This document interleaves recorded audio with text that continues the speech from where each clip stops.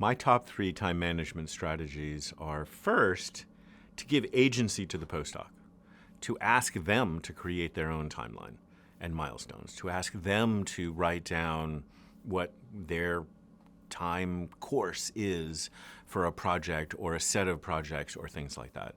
So my strategy is to intentionally transfer the ownership of time directly to the postdoc. This helps them become independent. This helps them become self-aware about their own use of time. And so that's my first strategy. My second strategy is to meet with the postdoc and, ask them about their working habits and their styles and their approach to their own time management. I mean, postdocs generally have a pretty, aware concept of time. They know that they're in it for a short period of time and that there is work to be done, and the success depends on effective time management. And, you don't want to be 6 or 8 months in and kind of like still be figuring things out. You don't want to be, starting a job search without, having a couple of projects either already completed and published or very close to that standpoint. And that requires time management. And then my third strategy is like, I don't care if you do it in a spreadsheet or on a whiteboard or in a Google Doc, but, write it down. Write the list, put in the timelines, put on dates, and those sorts of things, and prioritize. The other thing that's so critical, because, some things will take longer or shorter, and it's critical to do that sequencing and doing that prioritization, because a postdoc is often involved in multiple things. Even if they're on a single project, they will have responsibilities for several different, sub-projects within it and different pathways. The things that you want to assess are how important that one of 10 priorities are to your success and your goals, right? So obviously things like publications or research outcomes or things like that tend to be high priorities, right?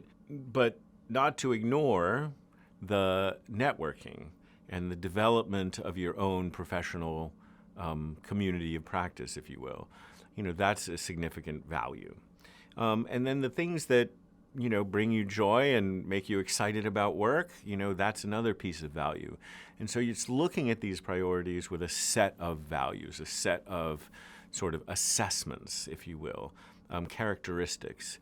And so when I'm looking down this whole list of priorities, I have in my mind, or I ask the postdoc to literally spell that out. What are, not building a rubric necessarily, but just to be aware, well, this is a priority because of why. This is a priority because it helps build my network. This is a priority because, these are the first low-hanging fruit of my research. I got to get those done now. This is a priority because this is the big win. This is the most exciting thing, and I have to get started on the steps that need to be done to achieve that. And so then when you do that with a list, it sort of falls into some sort of natural order. The hardest thing is drawing the cutoff. Right, the hardest thing is like putting that line between 6 or 7 or 5 and 6 and say, well, these things I am not going to do. And so what I do with postdocs when that comes up and they feel guilty about it, they feel, well, shouldn't I be doing this? Isn't this important? Isn't there value? I'm saying, yes, it is, but, you just don't have the time or the bandwidth to do it. And so working through a little bit of that guilt. And then the last piece of it is some of those lower priorities might impact others. And so that's another element of the characteristics that you value. How do each of these impact others? Because you want to be sure that, especially if you're not going to do something, the others get informed in appropriate and responsible ways. I think the other thing is just trying to figure out a way to understand the stakes. I think a lot of time management things, people get stressed because they misassign or inappropriately assign the stakes. So they will say, oh, if I don't submit this paper, my life is somehow in a bad place. It may feel bad, But some of that is stepping back and saying, well, we missed this, but that just put that paper aside. We'll just wait till the next time it comes around. We still have to, we can move on. So it's disappointing, but helping people with time management a little bit is trying to figure out where to appropriately stress and where to relax. And some of that can be helpful. If I saw a postdoc struggling with time management, I would try to first have this higher level discussion of, to the extent they want to share information about tell me about their day. Maybe you would find out I spend half my day picking up my kid at daycare or commuting, or I've got these things. Then you might say, well, and then talk to them about a little bit about, well, okay, well, we've got these many things to do. Could we reorganize things in such a way that makes your time management situation easier? Maybe I have some expectations like, oh, I actually didn't know that. Let me change this. We don't actually need to make this goal this week. I just kind of arbitrarily picked that. Maybe we'll make it next week. Or actually you want that check-in is better for you on Friday. So some of it is just figuring out the solution. So maybe there's some kind of structural infrastructure, logistics things we could fix. But then some of it is kind of, I also see sometimes there are mental things where for whatever reason people have gotten caught up in minutia that's taking a lot of their time, or caught up in like over examining some bureaucracy, like they're spending a lot of time on something. And I could say, well, actually we just do it. We don't need to do it perfectly. Just turn that document in.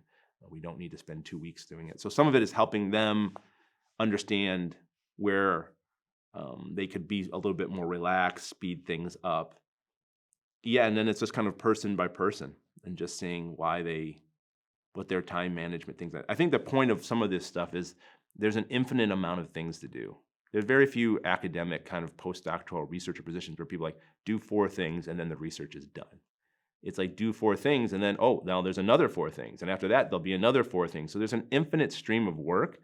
And so a big part, I think, of the postdoc kind of mentor, advisor, supervisor relationship is figuring out those boundaries and helping people prioritize around that and make that into an actual kind of more traditional job. And then it varies person by person. So identifying time management struggles, they're tough because that sometimes the mentee or the postdoc views that as like a personal attack, right? And as we all do. And so I think we need to be very cognizant of the fact that this is a sensitive issue for professionals, postdocs included. And so we have to be aware of that. And so one of the ways that I think is important to diagnose that is to just sort of make sure that when we're having the conversation, that conversation is around, oh, this is an opportunity for development rather than a character flaw, right? And so I love being on time to places. That's important to me professionally. And so I can exaggerate that sometime in the way I approach things. And so I think it's super important to just sit back and think about the person that the postdoc is rather than this one action or what is viewed as a flaw, you know what I mean? And so that's, to me, is the first thing. And then having that genuine conversation about it in the context of, hey, this will help with long-term success if X, Y, or Z time management skill is practiced.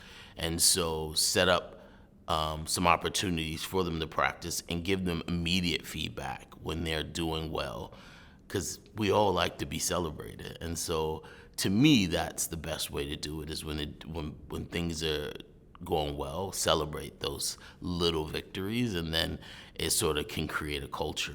And I don't know, I think the saying is you can catch a lot of flies with sugar rather than vinegar, and I think celebration's that sugar that humans like. So yeah.